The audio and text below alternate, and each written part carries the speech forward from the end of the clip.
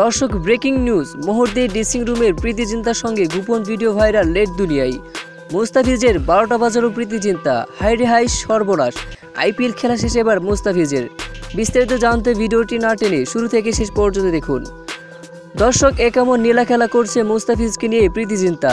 আইপিএলে মাঝপথে কোটি টাকার অফার করেছে পাঞ্জাব কিংসের হয়ে খেলার, বিনিময়ে যত টাকা লাগুক তাও দিবে মুস্তাফিজকে। কিন্তু এই অফারটি পেয়ে মুস্তাফিজ বলেন, আমার টাকা প্রয়োজন নেই, আমি এবার চেন্নাই হয়ে খেলছি। আমি আর এই টাকার জন্য নিজের দলের সঙ্গে বেইমানি করতে পারবো না।